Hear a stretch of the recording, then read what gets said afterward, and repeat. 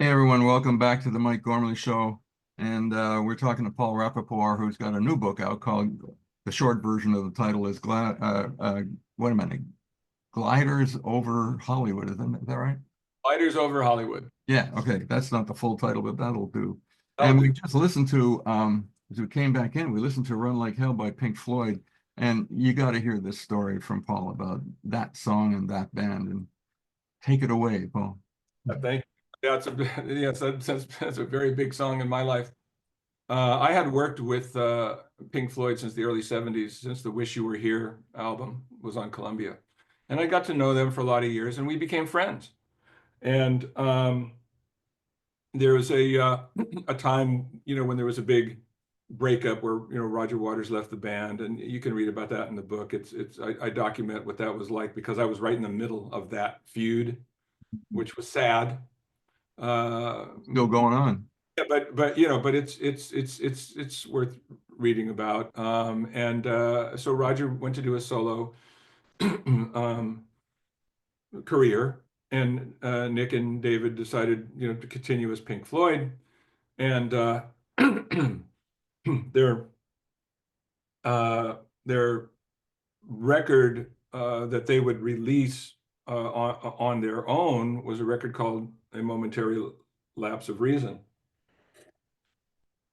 And we really didn't know, nor did they, would the fans accept a Pink Floyd without Roger Waters, because Roger Waters was, a very big part of Pink Floyd. I mean, The Wall is largely autobiographical. But look, these guys are fabulous musicians, and they made a tremendous album. But I worked extra hard on their behalf because just to try to smooth the waters and make it okay for them. And you can read in the book, I did a lot of extra kinds of big promotions for them. At any rate, I got a call in December of that tour year. And the manager called Steve O'Rourke and said, "Look, the guys really want to thank you for not just for this album, but for all the years we've known you and all the things you've done for us, because bands like Pink Floyd don't have hit singles all the time. So it's my responsibility, right? It's rock radio that's selling all their records and and so it's a big deal." And excuse me. So it's a big deal. They said, "We want to, thank you."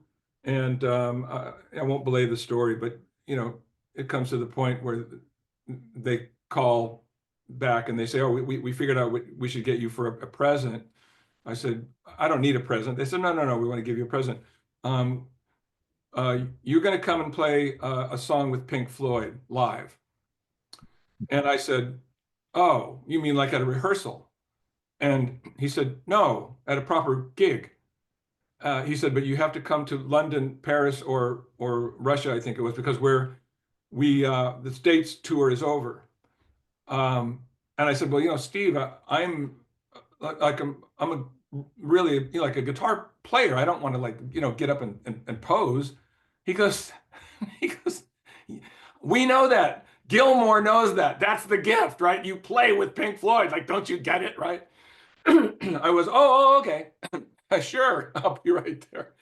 So I didn't believe it. They had to call back because I thought it was just a nice gesture. They called back 3 months later. "Are you coming?" So I went to London, brought my Telecaster with me because that's what David was using on that tour. And, you know, to what can I tell you? It's a thrill of a lifetime, right? I mean, I've played guitar since I was 7 years old. I always wondered what it would be like to plug into a giant sound system. You plug into Pink Floyd sound system, those guys are a stickler for sound. I mean, it's the best guitar sound I ever had in my life. I sounded like a mimic of David Gilmour with the echo and the whole thing. And it really was a wild ride. I document it minute by minute in the book because I want a reader to, you want to know what it's like to play live on stage with Pink Floyd? I want to tell you what it's like so you'll know. And so Yeah. you're going with me minute by minute as I'm there and I'm nervous and laser beams are shooting over my head. I have to duck, right? Because, so all this stuff is in the book, but during the performance, which I'd studied we played Run Like Hell, was the encore. And in the encore, they push all the buttons.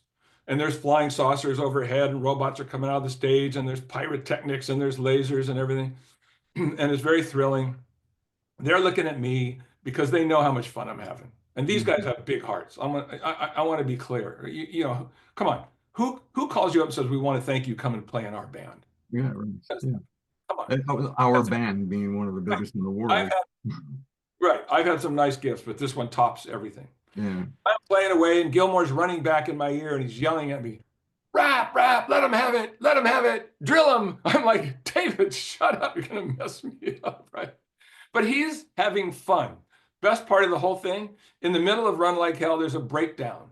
You can play lead, right?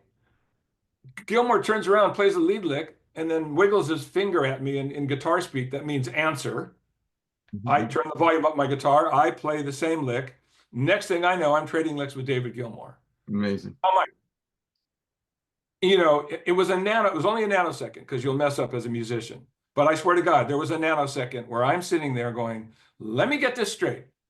I'm at the London Arena in front of 15,000 kids, and I'm in Pink Floyd, and I'm trading licks with David Gilmour, right? Is that what's happening? Because I can't handle it, right? But, you know, I wanted to nail the song, which I did. I was really glad that, you know, the way I played. At the end, it's the last song. Guess what? I'm taking bows. Like, Gilmour's got me by the shoulder. Come here. Right, we're taking bows to the audience. I'm flipping picks in the audience. Like, yeah, see you next time. I'm having a great time.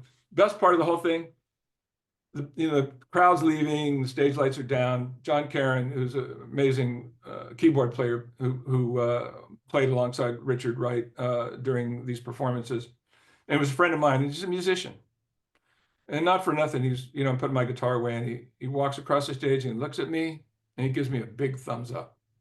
And it made my day. It was just like, you know, I held my own. These guys are professional musicians. Did they introduce you? Did they tell him?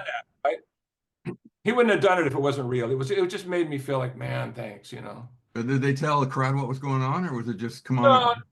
No, you know, because you can't. Pink Floyd is like sort of one long journey. He's not tell the crowd, hey, this is our good friend. I took someone's place. There was a third guitarist who doubled on sax. His name was Scott Page. And so I took his place as the third guitarist. I was on a riser behind David, and the second guitar player is a guy named Tim Rennick, who's an amazing guitar player. Used to be in a band called Sutherland Brothers and Quiver that was on Columbia. So I knew all of them. They treated me like a king. I cannot tell you how wonderful these guys were. They just treated me like a band member. It was a fabulous experience. I remember being in your office once, and here's how I remember it, and then I'll correct myself before you get into it. I remember it as you telling me that Elvis Costello had given you a guitar. And I swear you showed me the guitar, but the fact is you gave him a guitar, right? The other way around. Yeah. I played a Rickenbacker in my high school band. I bought a Rickenbacker because I was a huge fan of the Byrds. But I bought a 6-string and a 12-string because we played, you know, cover songs, and I can't use a 12-string all the time. I'm a blue-collar kid. I can barely afford a new Rickenbacker. It took me 2 summers to save up for it. But Elvis was looking for a traditional Rickenbacker that had traditional pickups. There's a beautiful Ricky sound, right? It's a jingle jangle sound, mostly for rhythm. And a lot of people that were trying to use these guitars for more than that would take out the pickups and put in like a humbucker or something different to give the guitar more, excuse me, of a gutsy feel. I was never a fan of changing pickups out of a guitar. To me, guitars have souls.